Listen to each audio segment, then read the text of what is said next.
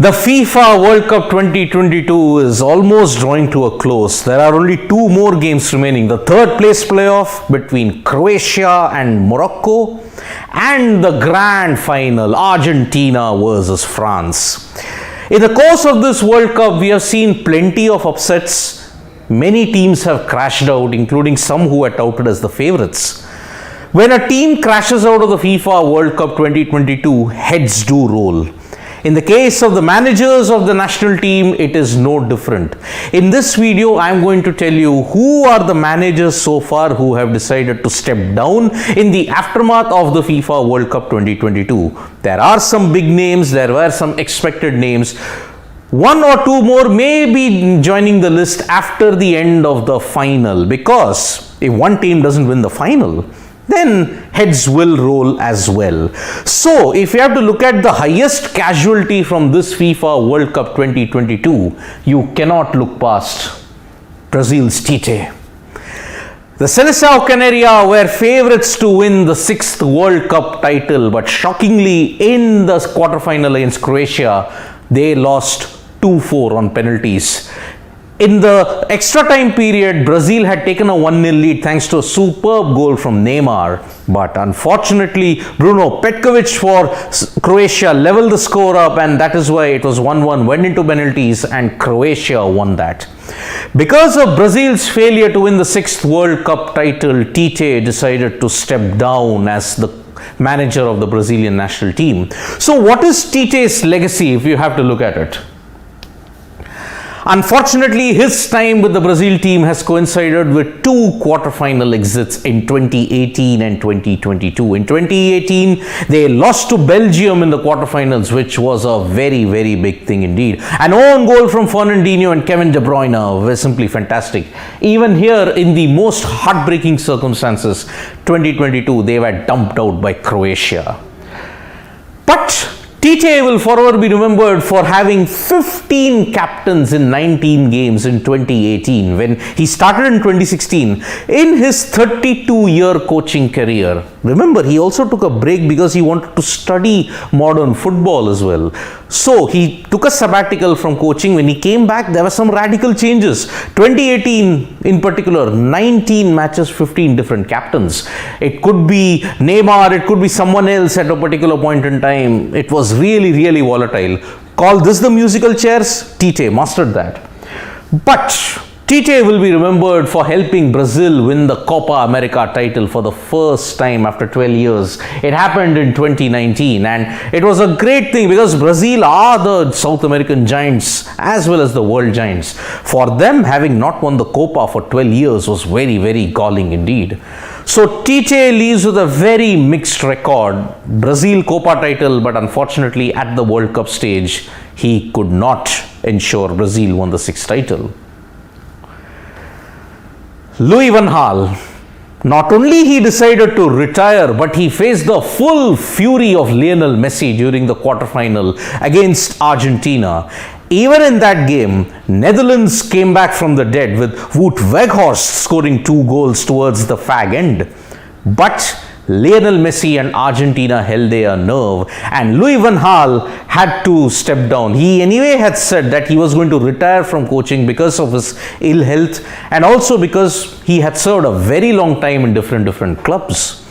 The clash against Argentina proved to be his Waterloo, because prior to the game he had ruffled Argentina and Messi's feathers by kind of disrespecting Messi. So, what is Van Gaal's legacy as a manager?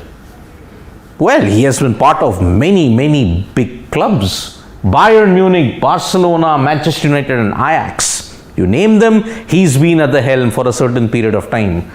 20 titles in his managerial career, which is simply magnificent, from the Iron Tulip. He's nicknamed that, the Iron Tulip. 3rd place for the Dutch team in the 2014 World Cup, in addition to 2010 World Cup final, if you have to look at it. 2014, he once again led the Dutch team admirably as a manager, but unfortunately, penalties knocked the Dutch out against Argentina, and they ended up finishing in 3rd spot, beating Brazil. Retired in 2019 only to come back. He was suffering from cancer. He fought against cancer, you could see. But against Argentina, when they lost, he announced that he was going to retire from managerial duties. It's been a great journey for Louis van Gaal, but unfortunately against Lionel Messi and Argentina, he came up short. A big casualty, if you have to look at it, from Spain. Remember, Spain underwhelmed for the second consecutive FIFA World Cup. Lost in the round of 16 in 2018, lost in the round of 16 yet again in 2022. And Luis Enrique had to pay the price for it. Remember, Enrique was living on borrowed time because there were a lot of churnings in the Spanish management. So, how do you rate Luis Enrique's tenure as the manager? Well, there are some highlights in his career though. In his first and second year as the manager of Barcelona, won the treble and the double. Held Spain to the Euro semis in the 2021, but unfortunately they lost to Italy. And he was the one who kind of preferred and pioneered the 4-3-3 combination. In the 4-3-3 combination, Barcelona were getting brilliant results, and that is why Luis Enrique unfortunately just could not help Spain recover the mojo that they had lost. Because 2010 onwards, ever since 2012, they have been in a steady decline, and one hopes that Spanish football can return in a big way. Rodrigo Martinez, the Belgium manager. Well, for Belgium's golden generation, who have forever been golden, have not had international success. The likes of Kevin De Bruyne, Lukaku, Vincent Kompany in 2018, there were a generation of golden players in the Belgian side. But now with their exit, it seems that generation is also done. And whether Belgium can bounce back remains to be seen. But if you have to look at Roberto Martinez, unfortunately he could not give that spark to this team in 2022. But he does have some valuable highlights in his career as well. Because when he took over, Belgium became the #1 ranked team in 2018. That is a big achievement indeed. And lost in the quarterfinals of Euro 2021. Remember, Euro underwhelmed a lot of nations, especially Spain and Belgium. So it was a very underwhelming performance, and third place in 2018, quarterfinals in 2022. So a rather mixed bag, but in 2018, Belgium were one of the favorites. They came close, but unfortunately in the semi-final, lost to France, but they managed to beat England to finish third. That remains their best World Cup performance till now. Quarterfinals in 2022, unfortunately, some very bad football and an inspired Morocco, if you may say. So that is how Belgium's campaign ended, with a whimper. South Korea may have wowed the fans with some brilliant display in the group of death, but their exit could not save Paulo Bento, the Portuguese manager who heads South Korea. Although South Korea managed to cross a stage after 12 years, it was still not enough for Paulo Bento. So unfortunately, after Korea's exit, he's also gone. But what were his managerial highlights? When he first came into the scene for Portugal, he was actually fired because he was having a contract until 2016. But after the dismal show in 2014, he was fired.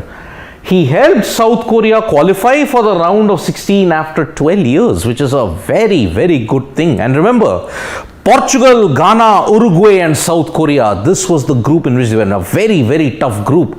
South Korea managed to make it, but against a very inspired Brazilian outfit, they lost 4-1. And that is why it had to end in a very sad way for Paulo Bento. But apart from that, if you have to look at it, this World Cup will see managers come and go in a big way. And Tite, Van Gaal and Enrique, the three big countries, the three big managers, their exit could possibly be the end of a chapter. Thank you so much folks for listening to this video. We'll be back with more updates on Sports Today. Press the like, comment and share button. We are also there on Facebook, Twitter and Instagram. Thank you.